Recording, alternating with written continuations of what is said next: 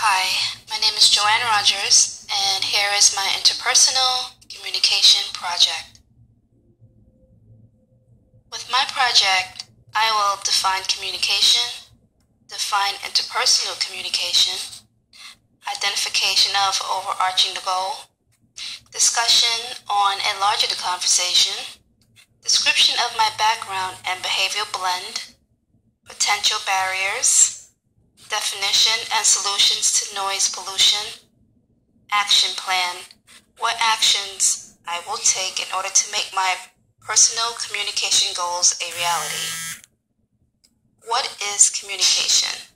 Communication is the process of sending and receiving messages through verbal and or nonverbal means.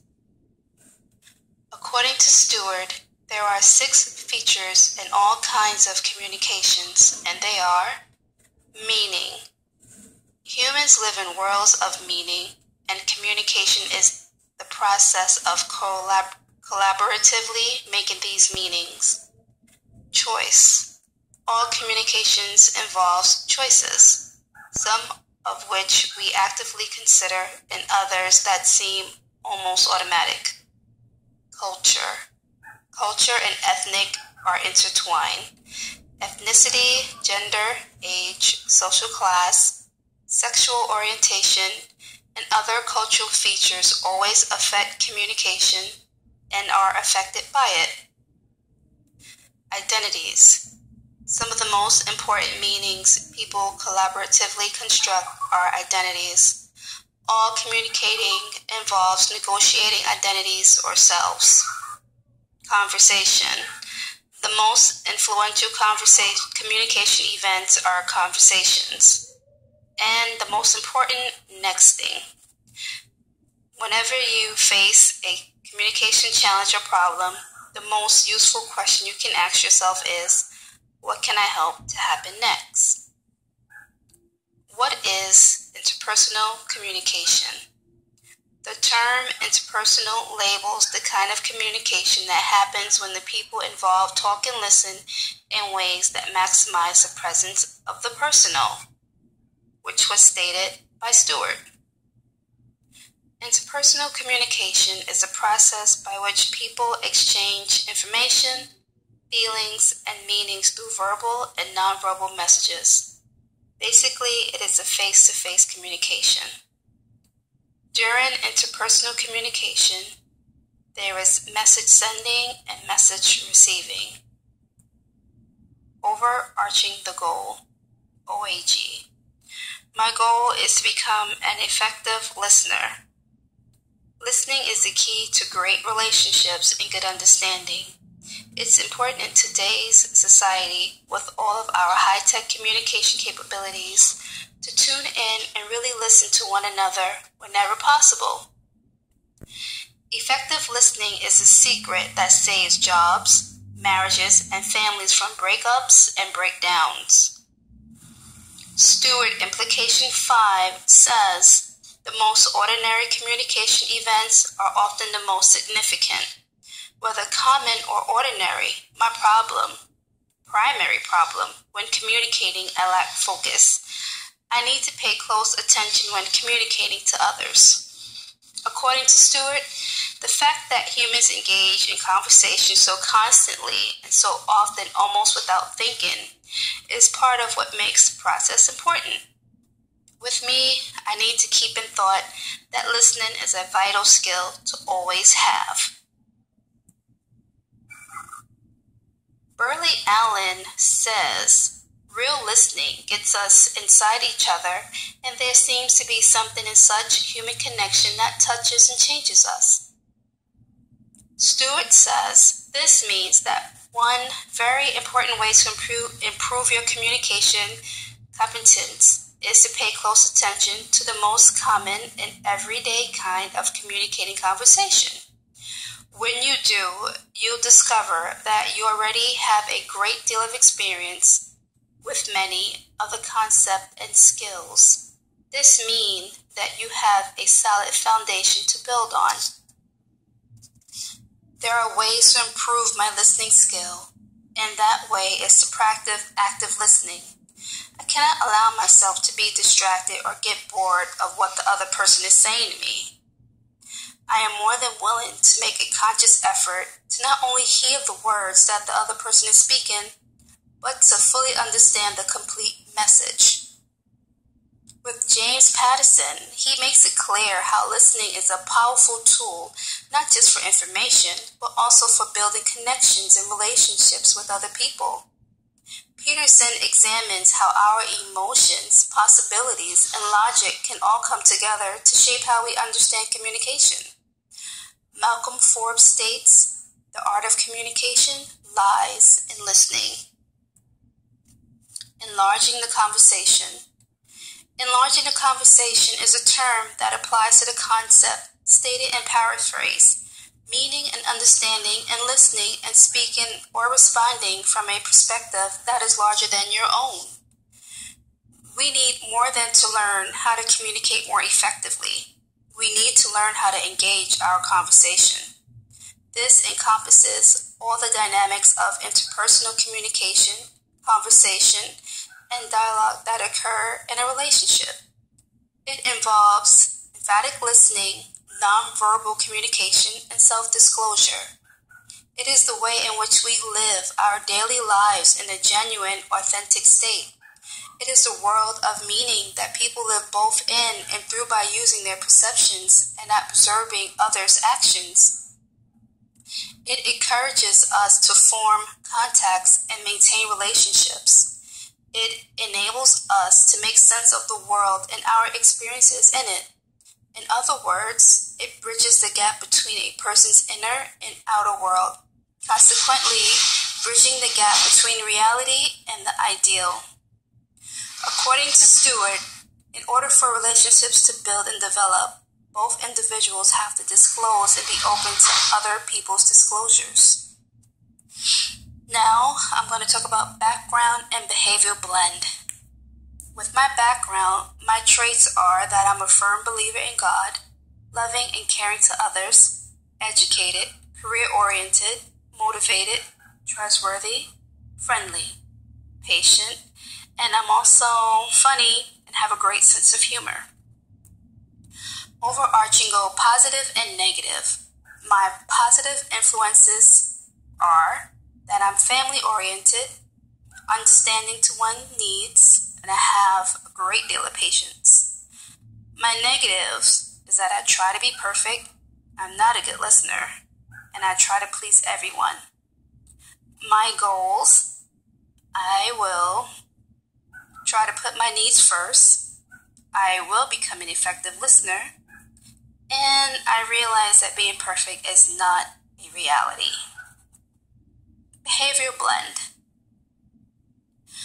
Carbono says behavior blend refers to applications of different personality types to exhibit a certain behavior. In our daily lives, the people we interact with are speaking their own language. That includes our spouses, children, friends, and business colleagues. In order for us to have better relationships and get better results, understanding the language each person speaks is a major factor. The language they speak is a function of their behavioral style. The DISC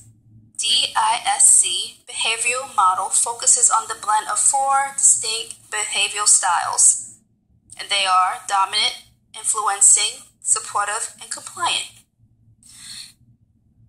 The 4 types of the DISC is labeled as D, active, task-oriented, I, active, people-oriented, S, passive, people-oriented, and C, passive, task-oriented. My behavior blend. My personality is a type S. The S personality type is known for being steady, stable, and predictable. S-types are even-tempered, friendly, sympathetic with others, and very generous with loved ones. This sounds like me totally. The S is understanding and listens well. Well, with me, I'm not a good listener, but I am working on it. As for me, I need to be more direct with my interactions and be aware of my own wants and needs. I'm able to express my thoughts, opinions, and feelings in situations, and I make a great listener to others. Well, I need to be a great listener to others, truthfully. Within my growth area, I struggle with change, and I truly need to work on openness and flexibility. This specific blend impacts my interpersonal communication because I'm also sensitive. As I am strong-minded, I am very sensitive. By being sensitive, this tends to affect my feelings, decision-making within my personal life and career. I'm also overly agreeable, and I tend to put other needs before my own. Stewart states that there is a direct link between the quality of your communication and the quality of your life.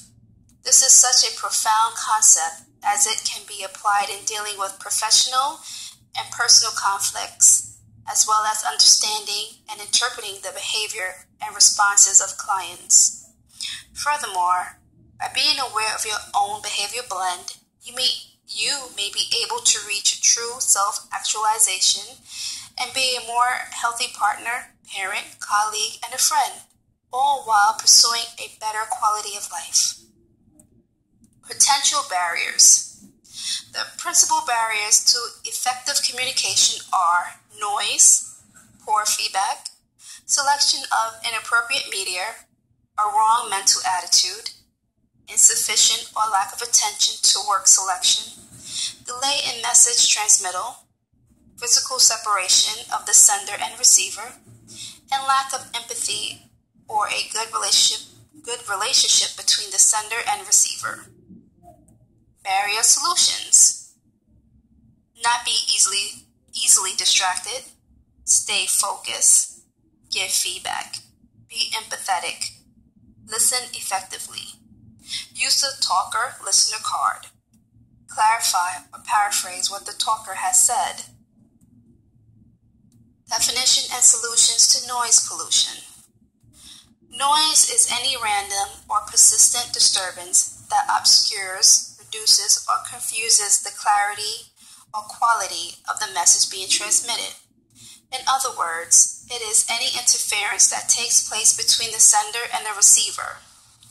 This is why we generally identify any communication problem that can't be fully explained as noise. The biggest single cause of noise in the communication process may be the assumption that the act of communicating is a simple process, that it doesn't require much thought or practice, and all effective managers were born with this skill. This is not true. Effective communication comes with study and practice. The effectiveness of the communication process is dependent upon the capabilities of the senders and receivers. To overcome the noise barrier to effective communication, one must discover its source. This may not be easy. Noise appears in a variety of ways. During a conversation, have you ever been distracted by the pictures on the wall? I know I have. The view from the window? Certainly. A report lying open on a desk? Or a conversation taking place in an adjacent room? Well, many people have been so distracted. Once the source or sources of the noise have been identified, steps can be taken to overcome it. The noise barrier can always be overcome, but fortunately, just the awareness of its existence by either the sender or the receiver of a message can help to improve the communication flow. Action plan. What actions I will take in order to make my personal communication goals a reality. My action plan are as follows. A. Actively participate in any communication without any distractions. C. Communicate effectively. T. Take charge and not be overly sensitive. I. Interact with my peers when there's social events. O. Open to other person's disclosures. N. Need to stick with my action plan, and by this, my goals will become a reality. Matthew 19:26 says, Jesus looked at them and said, with man, This is impossible, but with God, all things are possible.